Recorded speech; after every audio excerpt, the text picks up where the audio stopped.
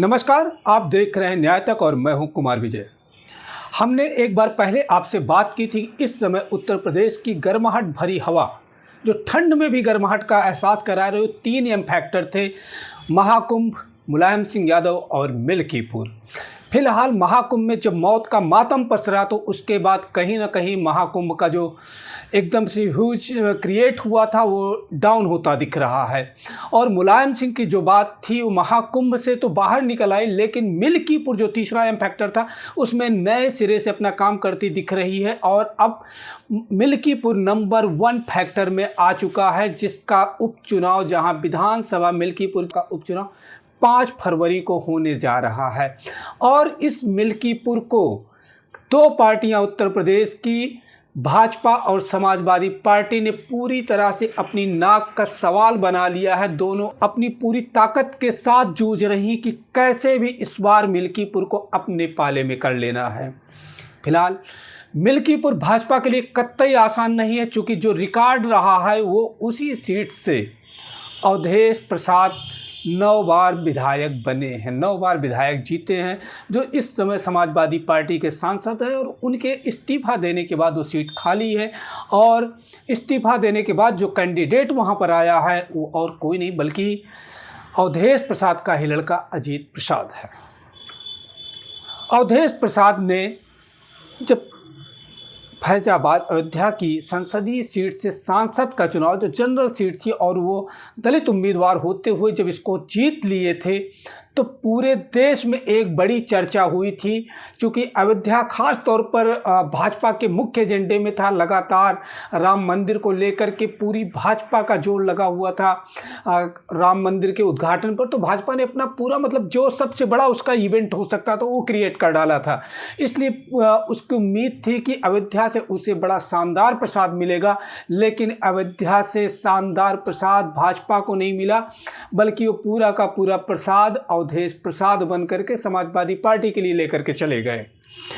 अब इस बात की खींच कहीं न कहीं भाजपा को है, और इस खींच को खत्म करने के लिए इस विधानसभा चुनाव में, इस उपचुनाव में भाजपा इस सीट को किसी भी तरह से समाजवादी पार्टी के हाथ से खींच लेना चाहती है।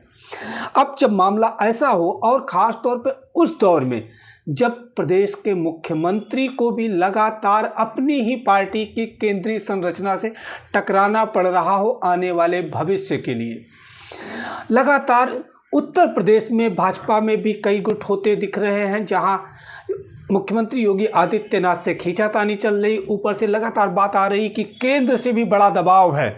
चूँकि दिल्ली पर नज़र कहीं ना कहीं योगी आदित्यनाथ की भी लगी हुई है कि भविष्य का अगला प्रधानमंत्री कौन होगा भाजपा से। तो योगी आदित्यनाथ वहाँ कोई चूक नहीं छोड़ना चाहते हैं। और सबको पता है कि दूसरे केंद्रीय रास्ते से जो नाम डाले जा रहे हैं वो कतई योगी आदित्यनाथ के नहीं होंगे, और उनको हाशिए पर करने की कोशिश पार्टी के भीतर साफ तौर पर दिख रही है। जिस गुटबाजी में कभी कभी जिन्हें विपक्ष स्टूल मंत्री कहता है, यानी उप मुख्यमंत्री केशव प्रसाद मौर्य, तो कई बार मुखर होकर के सामने आ जाते हैं। उनका अपना एक धड़ा अलग मुख्यमंत्री के खिलाफ काम करता रहता है, दिल्ली का एक धड़ा अलग मुख्यमंत्री योगी आदित्यनाथ के खिलाफ काम करता रहता है। और इस साख को अपना मजबूत करने के लिए योगी आदित्यनाथ का पूरा जोर महाकुंभ में लगा हुआ था कि जिस तरीके से कभी तो अयोध्या में जब पिछला इवेंट क्रिएट हुआ था तो केंद्र ने कहीं ना कहीं उसको सफल तरीके से करा लिया था। उसमें मुख्य यजमान की भूमिका में प्रधानमंत्री नरेंद्र मोदी थे, और तमाम कारपोरेट और सिने स्टार्स को बुला करके उन्होंने अपनी भव्यता तो क्रिएट कर ली थी। अलग बात है कि संसदीय चुनाव हार गए। जिस अयोध्या से सब कुछ जीतने की बारी थी, उसी अयोध्या ने संसदीय सीट से बाहर कर दिया था। अब उसका बदला किसी भी तरीके से लेना चाहते हैं योगी आदित्यनाथ, और अपना दमखम दिखाना चाहते हैं। और इस चुनाव से पहले पहले उनके हाथ में था अपने आप को क्रिएट करने का, अपनी ताकत दिखाने का मामला महाकुंभ, जो मीडिया के माध्यम से उनके पक्ष में जा भी रहा था। लेकिन मौनी अमावस्या के दिन, जो मौन का दिन था, वो इतना मुखर हुआ कि महाकुंभ में क्रंदन फैल गया, आर्तवेदना फैल गई, और तमाम लोग हताहत हुए और कई लोगों की जानें भी गई। सरकारी आंकड़े में ये जानें महज 30 भले हों, लेकिन जो तमाम प्रत्यक्षदर्शियों की अगर मानी जाए तो लोग कह रहे हैं कि कचरे के डिब्बों में भरी हुई लाशें उन्होंने देखी। किसी ने 56 गिनी तो किसी ने 84 गिनी, किसी ने 12 गिनी। तो अलग अलग जगह पर लाशें देखी गई। कोई बता रहा है ट्रैक्टर की टालियों से आनन फानन में लाशों को फेंक दिया गया और फैलाया गया कि केवल अफवाह है, इस तरीके से क्रिएशन रहा। योगी आदित्यनाथ महाकुंभ का संघर्ष और उसमें जो इमेज बिल्डिंग का मामला था उसमें तो चूक गए हैं। अब अगला जो मामला है वो मिल्कीपुर का है। मिल्कीपुर में वो किसी भी तरीके से अखिलेश, अवधेश और अजीत प्रसाद से इस बार विधानसभा की ये सीट छीन लेना चाहते हैं, जिसके लिए उन्होंने अपने 6 खास मंत्रियों को लगा रखा है, जो लगातार दिन रात एक किए हुए हैं। इसके बाद संगठन के तमाम पदाधिकारी जो बूथ लेवल पर जाकर के, पन्ना प्रभारी लेवल पर जाकर के लगातार काम कर रहे हैं। तो वहीं दूसरी तरफ अवधेश प्रसाद ने जहां खुद एक तरफ से अपना डेरा डाल रखा है समाजवादी पार्टी के लिए, वही डिम्पल यादव, प्रिया सरोज और तमाम पदाधिकारी सारे जो इनके अनुषांगिक संगठन है समाजवादी के, उस सबके लगभग प्रदेश अध्यक्ष मिल्कीपुर में डेरा डाले हुए हैं। 3 फरवरी को चुनाव प्रचार के अंतिम चरण में अखिलेश यादव खुद भी वहां जा रहे हैं। मुख्यमंत्री योगी आदित्यनाथ पहले ही जा चुके हैं। डिम्पल यादव रोड शो कर चुकी हैं। तो एक बड़ी लड़ाई मिल्कीपुर में चल रही है। लेकिन वहाँ के जो तमाम लोग हैं, जो स्थानीय निवासी हैं, उनका कहना है कि एक तो सबसे बड़ा जो फैक्टर होगा पूरे इलेक्शन का, वो व्यक्ति से ज़्यादा जाति केंद्रित होगा। और ख़ास तौर पर जो महाकुंभ से मुलायम सिंह का एक फैक्टर शुरू हुआ था, उसने बड़ा प्रभाव डाला है मिल्कीपुर के चुनाव पे, जो भाजपा के लिए कहीं ना कहीं नकारात्मक सायरन का काम कर रही है। अब भाजपा के लिए लड़ाई जो थोड़ी स्मूथ थी वो कठिन हो गई। और हम जब जातीय आंकड़े पर जाते हैं तो मिल्कीपुर में सबसे ज़्यादा आबादी पासी समाज की है और दोनों ही पार्टियों से इसी बिरादरी के, पासी बिरादरी के प्रत्याशी खड़े किए गए हैं। चंद्रभानु पासवान भारतीय जनता पार्टी से हैं और अजीत प्रसाद भी पासी समाज से हैं, जो समाजवादी पार्टी से हैं। तो अब ये निश्चित रूप से तय हो गया कि पासी समाज के वोट में दोनों ही पार्टियां सेंध लगाएंगी। ब्राह्मण वोट पर वैसे तो बड़ा कब्जा भाजपा का माना जाता है, लेकिन बात फैजाबाद की हो तो कहीं ना कहीं पवन पांडे का फैक्टर भी काम करता दिखता है। पवन पांडे जो समाजवादी पार्टी के पूर्व मंत्री हैं, नेता हैं, उनका बड़ा प्रभाव ब्राह्मण समाज में अयोध्या के दिखता है। और कहीं ना कहीं वो छोटा हिस्सा ही सही, लेकिन ब्राह्मण समाज को सपा के पक्ष में लाने में कामयाब भी होंगे, इसमें कोई संदेह नहीं है। इसके साथ यादव जाति भी एक बड़ी वर्चस्व वाली जाति है, जो तकरीबन 65,000 है। पासी 50,000, ब्राह्मण 70,000 और यादव 65,000। तो मूल लड़ाई में पासी बढ़ जाएगा, ब्राह्मण भाजपा के साथ बड़ा हिस्सा जाएगा और यादव सपा के साथ जाएगा। अब इसके बाद जो जातियां बचती हैं उनका विश्लेषण बहुत ज़रूरी हो जाता है। इसमें सबसे सॉलिड वोट बैंक मिल जा रहा है सपा को मुस्लिम का, जो तकरीबन 20,000 के आसपास का है। वो एकजुट, चूँकि और कोई पार्टी चुनाव में वहाँ नहीं है, तो वो एकजुट तौर पर सपा के साथ जाएगा।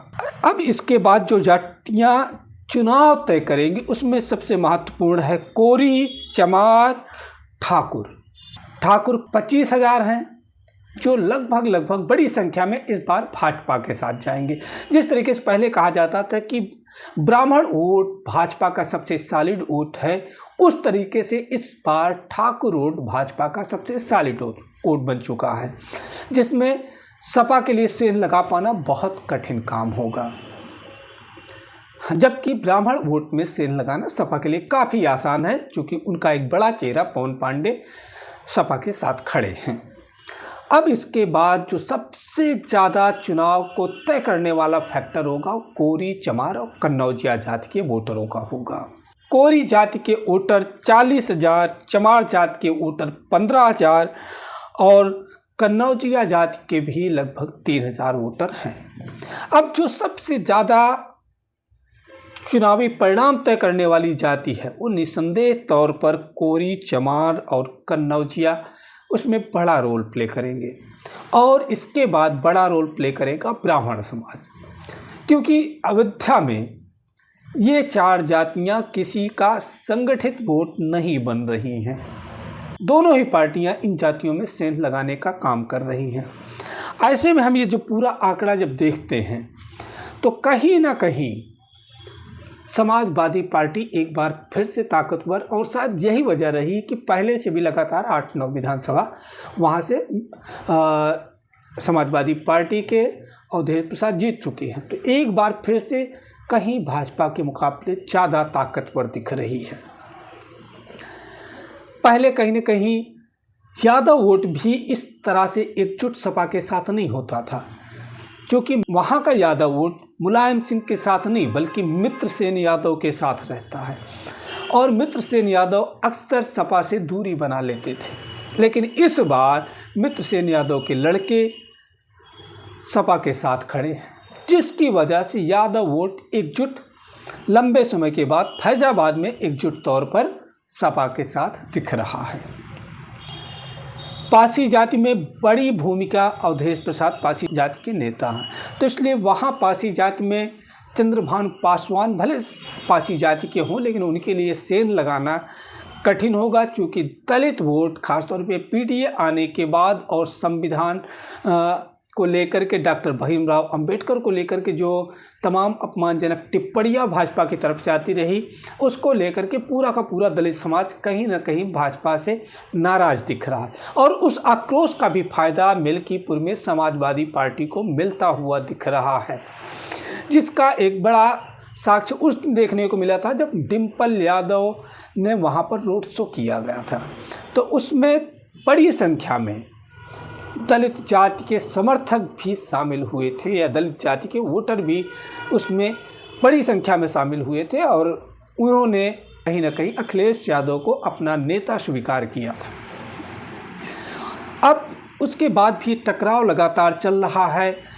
फिलहाल भाजपा के लिए अगर जैसा कि तमाम जो उपचुनाव हुए, पिछले 9 सीटों के उपचुनाव जो हुए थे, उसमें जो तमाम साम दाम दंड भेद के माध्यम से भाजपा ने अपनी विजय हासिल की थी, अगर वैसा कुछ होता है तो ये सपा के लिए कठिन होगा। लेकिन अगर जनता के वोटों से चीज़ें तय हुई तो कहीं ना कहीं मिल्कीपुर इस बार समाजवादी पार्टी के लिए आसान सीट बनने जा रही है। मिल्कीपुर चुनाव को प्रभावित करने के लिए एक बड़ा खेल खेला है इस बार देश के प्रधानमंत्री नरेंद्र मोदी ने। जिस दिन मिल्कीपुर में और दिल्ली में चुनाव हो रहा होगा, उसी दिन वो महाकुंभ में स्नान करने आएंगे, और ये हम सबको पता है कि जब नरेंद्र मोदी महाकुंभ में नहाने के लिए आएंगे तो पूरी मीडिया की निगाहें उन पर होगी, और इस तरह जिन क्षेत्रों में चुनाव प्रचार की मनाही भी होगी, नेशनल मीडिया के माध्यम से नरेंद्र मोदी पूरे दिन इलेक्शन के दिन भी इलेक्शन कैंपेन करते नजर आएंगे, भाजपा का गढ़ मजबूत करते नजर आएंगे, भाजपा के लिए एक रक्षा कवच का निर्माण करते नजर आएंगे। तो इस तरीके के षड्यंत्र और भी काम करेंगे इस चुनाव में, लेकिन इनका कितना असर ज़मीनी लेवल पर होगा ये तो चुनाव के परिणाम ही बता पाएंगे। फिलहाल अभी ये हवा कहीं ना कहीं सपा के पक्ष में बहती दिख रही है, और योगी आदित्यनाथ कहीं ना कहीं इस समय महाकुंभ की मौतों के बाद मातम में हैं और राजनीतिक मंच पर पिछड़ते नजर आ रहे हैं। तो न्याय तक देखने के लिए बहुत बहुत धन्यवाद। हम लगातार इस तरह के चुनावी और राजनीतिक विश्लेषण लेकर के आपके बीच आते रहेंगे। तब तक के लिए धन्यवाद।